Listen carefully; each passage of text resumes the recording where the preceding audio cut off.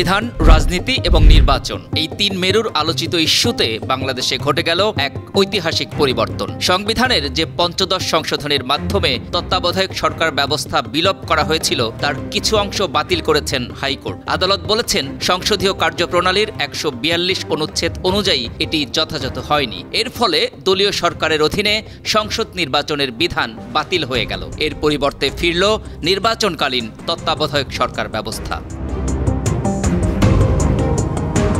মঙ্গলবার বিচারপতি ফারাহ মাহবুব ও বিচারপতি দেবাশিস রায়চৌধুরীর হাইকোর্ট বেঞ্চ এই ঐতিহাসিক রায় দেন। রায়ের পর্যবেক্ষণে হাইকোর্ট বলেছেন, পঞ্চদশ সংশোধনী ছিল সংবিধানের ত্রয়োদশ সংশোধনী নিয়ে সুপ্রিম কোর্টের আপিল বিভাগের সংক্ষিপ্ত রায়ের পরিপন্থী। সংসদীয় কার্যপ্রণালীর ১৪২ অনুচ্ছেদ অনুযায়ী এটি যথাযথ হয়নি।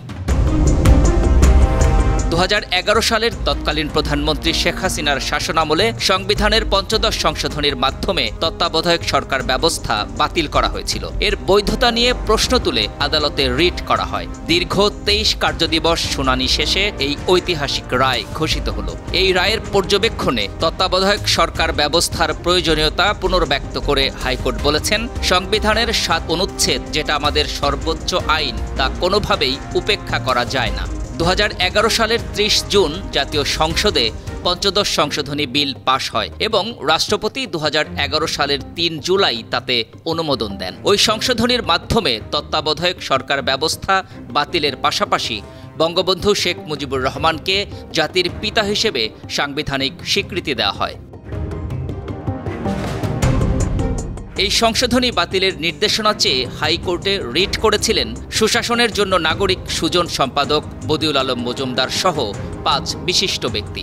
গেল ১৯ আগস্ট হাইকোর্ট রুল জারি করেন। সংবিধানের পঞ্চদশ সংশোধনী আইন কেন সংবিধানের সঙ্গে সাংঘর্ষিক ঘোষণা করা হবে না জানতে চাওয়া হয় রুলে। পরে এই রুল সমর্থন করে সহায়তাকারী হিসেবে যুক্ত হন জামায়াতে ইসলামীর সেক্রেটারি জেনারেল মিয়া গোলাম পরোয়ার, বিএনপির মহাসচিব মির্জা ফখরুল ইসলাম আলমগীর সহ বেশ কয়েকজন। এছাড়া মোহাম্মদ মোফাজ্জল হোসেন নামে এক মুক্তিযোদ্ধাও রিট করেন। রিটকারীর পক্ষে থাকা সিনিয়র আইনজীবী ডক্টর শরীফ ভুইয়া রায়ে সন্তুষ্টি প্রকাশ করেন। রায় ঘোষণার পর এ বিষয়ে সংবাদকর্মীদের সঙ্গে কথা বলেন অ্যাটর্নি জেনারেল।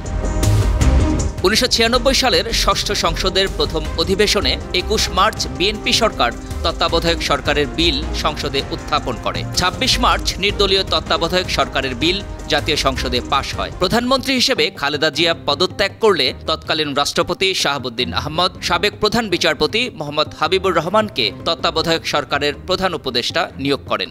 এই সরকারের আমলেই সপ্তম জাতীয় সংসদ নির্বাচন অনুষ্ঠিত হয়। ২০০১ সালের ১৫ জুলাই সাবেক প্রধান বিচারপতি লতিফুর রহমানের নেতৃত্বে তত্ত্বাবধায়ক সরকার গঠন করা হয় এবং এই সরকার ২০০১ সালের ১ অক্টোবর অষ্টম সংসদীয় নির্বাচন সম্পন্ন করে। ২০০৬ সালে সর্বশেষ সাবেক প্রধান বিচারপতি প্রধান উপদেষ্টা হতে অসম্মতি প্রকাশ করে। এমন পরিস্থিতিতে রাষ্ট্রপতি ডক্টর ইয়াজউদ্দিন আহমেদ স্বয়ং প্রধান উপদেষ্টার দায়িত্ব গ্রহণ করেন এবং উপদেষ্টা পরিষদ গঠন করেন। তবে রাজনৈতিক পরিস্থিতি প্রতিকূলে গেলে প্রধান উপদেষ্টার পদ থেকে রাষ্ট্রপতি সরে যান এবং ডক্টর ফখরুদ্দিন আহমেদের নেতৃত্বে পুনরায় তত্ত্বাবধায়ক সরকার গঠন করা হয়। এই সরকার নবম জাতীয় সংসদ নির্বাচন পরিচালনা করেন। পঞ্চদশ সংশোধনীর মাধ্যমে তত্ত্বাবধায়ক সরকার ব্যবস্থা বিলোপ করার ফলে দলীয় সরকারের অধীনে আর সংসদ নির্বাচন আয়োজনের সুযোগ থাকছে না। তবে এই ঐতিহাসিক রায় ভবিষ্যতের নির্বাচন প্রক্রিয়াকে প্রভাবিত করবে কি করবে না তা সময়ই বলে দেবে। News desk, ৫২ TV.